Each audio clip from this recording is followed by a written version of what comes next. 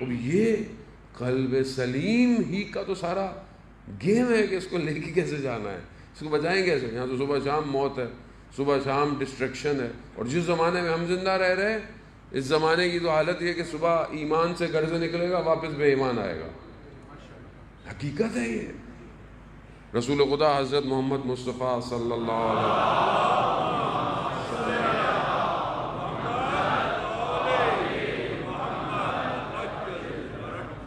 رسول خدا نے آخری زمانے کے بارے میں اپنے اصحاب کے کہا کہ ایک زمانہ آئے گا کہ امر بالمعروف کرنا، یعنی نیکی کی تبلیغ کرنا، نیکی کے لیے کہنا مشکل ہو جائے گا، یعنی آسان نہیں ہوگا.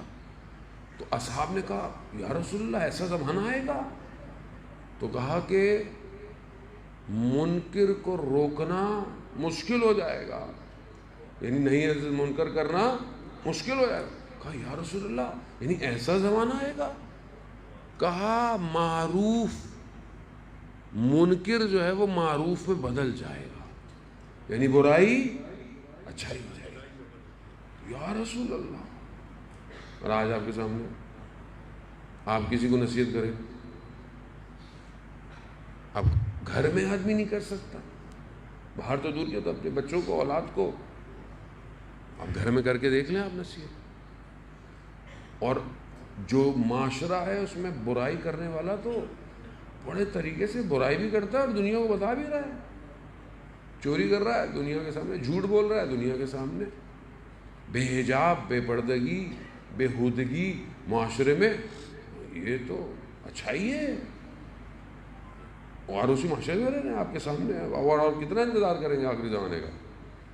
آج جو ٹی وی میڈیا میں ہو رہا ہے نہ کہ باہر، یہیں پہ باہر تو چھوڑ دیں، یہاں برائی کرنے والا کھلے عام خوشی سے برائی کر رہا ہے. کلچر کے نام پر، ثقافت کے نام پر ماؤں بہنوں کو جو ہے وہ آپ دیکھیں کس طرح بے حجاب کیا جا رہا ہے، برائی کر رہا ہے، وہ کہہ رہے ہیں میں اچھا کام کر رہا ہوں. یہ زمانہ وہی ہے جس کے لیے اتنی حدیث و روایات ہیں. اس میں قلب کو بچانا بہت مشکل ہے. اور اگر خدا انسان پہ کرم نہ کرے، انسان نہیں بچ سکتا. تو یہاں تین طرح کی چیزیں، وقت بہرحال بہت تیزی سے آگے کی طرف. عزیزان محترم، پروردگار قرآن میں مختلف قصوں کو بیان کرتا ہے.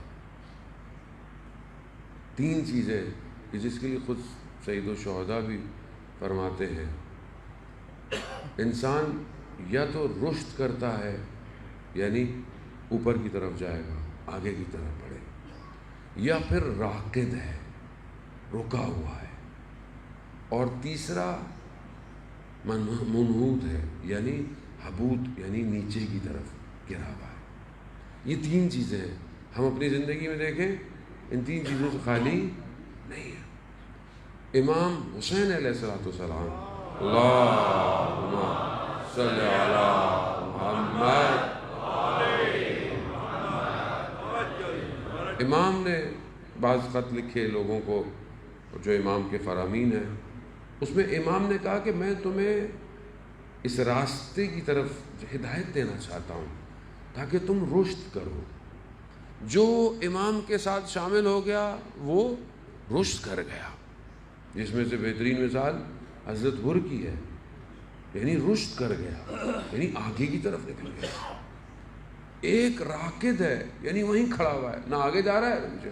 امام نے کئی لوگوں خط لکھے، کئی لوگوں بولا، نہ انہوں نے دشمن کا ساتھ دیا نہ امام کا، لیکن راکد ہونا مقدمہ ہوتا ہے گرنے کے لیے. یعنی انسان جب تباہی کی طرف گرے، کچھ لوگ تھے جو امام کو جانتے تھے، امام کو سمجھتے تھے، مگر امام کے مقابلے میں آ گئے. یہ تین طرح کے کردار ہیں جو کربلا کے آس پاس موجود ہے. ہم اپنی زندگی میں دیکھیں، ہم رشد کر رہے ہیں، راکد ہیں، کہ خدا نخواستہ نیچے گر رہے ہیں. قرآن سورہ اعراف میں غالباً آیت نمبر 176 میں پروردگار ایک قصہ بیان کر رہا ہے. حضرت موسیٰ علیہ السلام کا رشتہ دار لگتا ہے، بلم بعورا، بہت بڑا عالم ہے، ہاتھ اٹھاتا ہے دعا پوری ہو جاتی ہے، ہاتھ اٹھاتا ہے دعا پوری. مگر اپنے زمانے کے ولی کے مقابلے میں آ گیا. کس کے بہرحال کہتے ہیں اپنی زوجہ کے کہنے پر، دنیا کے کہنے پر، بہرحال آ گیا. قرآن اس کے بارے میں جو الفاظ کو استعمال کر رہا ہے جان محترم، ہمیں اس کو توجہ کی ضرورت ہے. بہرحال میں آپ کے سامنے آیت کا یہ پہلا حصہ پڑھ کر دکھاؤں تاکہ کلام الہی کو ہم سمجھنے کی کوشش کریں. پروردگار کہتا ہے کہ وَلَوْ شِئْنَا لَرَفَعْنَاهُ بِهَا، ہم چاہتے تھے کہ ہم اسے اوپر لے جائیں، رفعت دیں، ہم چاہتے تھے اسے اپنی آیتوں کے ذریعے سے اوپر لے جائیں. وَلَكِنَّهُ أَخْلَدَ إِلَى الْأَرْضِ، مگر وہ زمین پہ چپک گیا خود. قرآن ہے سارے ہوتا. ہم تو جو باتیں کریں ہوا میں بکھر جاتی ہیں، کلام الہی ہے. خدا کہہ رہا ہے کہ ہم اسے اوپر لے کے جانا چاہتے تھے. مستجاب الدعویٰ تھا، ہاتھ اٹھاتا تھا دعا پوری ہو جاتی تھی. اور یہاں ہم لوگ بعض کہتے ہیں ہماری دعا کیوں نہیں پوری ہوتی، ہماری دعائیں کیوں ہو جاتی ہیں. عزیزان محترم، کچھ گناہ ایسے ہیں کہ وہ دعاؤں کو آسمان سے نیچے پھینک دیتے ہیں. تردد الدعا، حدیث میں ایسی گناہ ہے جو دعاؤں کو واپس زمین پہ مار دیتے ہیں. آپ کرتے رہیں. ہمارے استاد کہنے لگے کہ خاتون میرے پاس آئیں، ان کی بیٹی جو تھی وہ بے حجاب تھی بہت. انہوں نے کہا کہ مولانا صاحب اس کو کریں، کہہ رہا اس کا اخلاق اتنا برا تھا، اس کے سارے کام غلط تھے. تو پھر وہ خاتون غصے میں کہنے لگی آپ علماء حضرات کہتے ہیں کہ قبے امام حسین علیہ السلام کے نیچے جائیں اور دعا کریں، میں تو وہاں جا کے دعا کی، یہ دعا میری قبول نہیں ہوتی. تو استاد ہمارے کہنے لگے کہ میں نے خاتون سے کہا ایک پانی شیشے کی بوتل، اس کا ڈھکن آپ بند کریں اور اسے دریا میں پھینک دیں، اور کئی مہینوں تک وہ دریا میں پڑی رہے، تو کیا اس میں ایک قطرہ بھی اندر جائے گا؟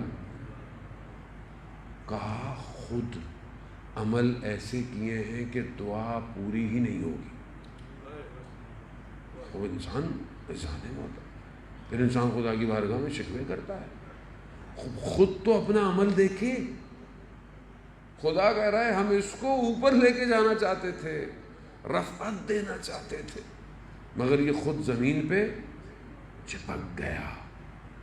خب رفعت، رشد، چپکنا، راقد، اور پھر نہ صرف چپکا بلکہ تباہی کی طرف چلا گیا. وَاتَّبَعَ هَوَاهُ، یعنی اس نے اپنی خواہشات کی اتباع کی، شیطان کی. ایک قصہ ہے، آیت کافی طولانی ہے، ایک قصہ ہے، تینوں سچویشن کو یہ ڈیفائن کر رہا ہے. ہمیں بھی خدا اوپر لے کے جانا چاہتا ہے. خدا اپنی ہر مخلوق سے محبت کرتا ہے. ایسا نہیں ہے کہ خدا فلانے سے محبت کرتا ہے تو فلانے سے نہ. خدا کے یہاں رنگ اور نسل اور زبان اور خدا کی مخلوق ہے. خدا اپنی مخلوق سے اتنی محبت کرتا ہے کہ بہانے دیتا ہے اس کو، کہ ایک بہانے کے ذریعے سے بس اس کو میں معاف کر دوں، کوئی اس کو ایک بہانہ دے دوں میں.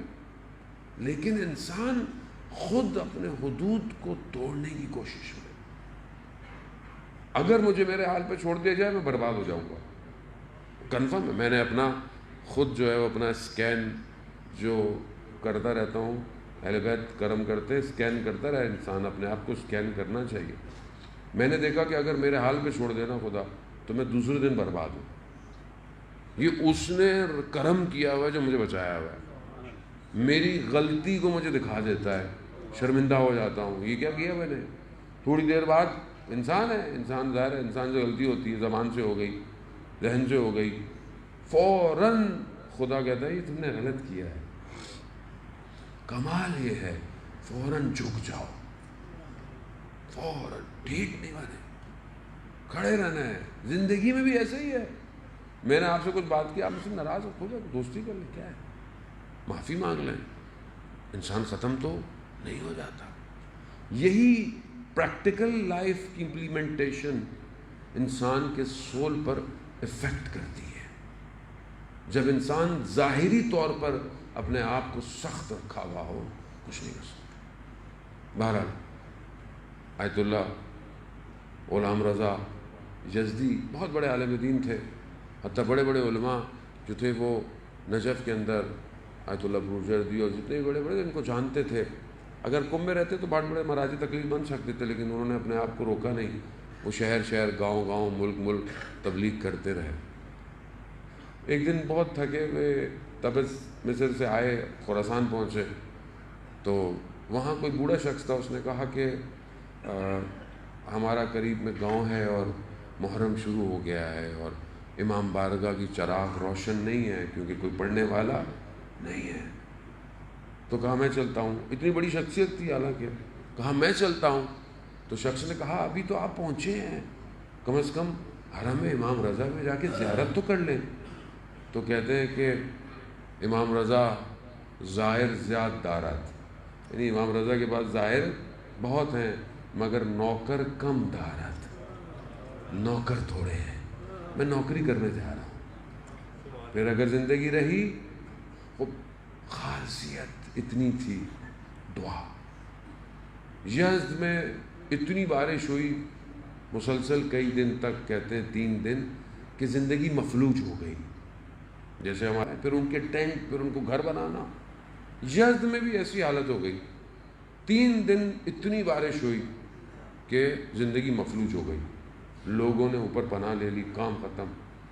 غلام رضا یزدی شخص کہتا ہے میں نے دیکھا کہ رات کو اپنے گھر کے صحن میں آئے, اپنا امامہ اتارا اور خدا کی بارگاہ میں ہاتھ پھیلائے, پروردگار میں ان یزدیوں کو جانتا ہوں, یہ حلال لقمے کے لیے محنت کرتے ہیں, یہ اپنی اولاد کو رزق حلال کھلانے کے لیے کوشش کرتے ہیں. پروردگار اگر ان پر عذاب کسی ایک گناہ گار کی وجہ سے ہے تو وہ گناہ گار میں ہوں. پروردگار تجھے اس ایک گناہ گار کی وجہ سے ان پر عذاب نہ ڈال, تو ان کو معاف کر دے. وہ کہتا ہے ابھی یہ دعا مانگ رہے تھے, بارش ختم ہو گئی. تو آدمی اس مقام پہ جائے, باطن دیکھتا ہے خدا. ہمارے باطن خراب ہے. ہم جس چیز کو نوچ رہے ہیں دنیا کچھ نہیں دے گی, صرف افسوس اور شرمندگی ہے بس.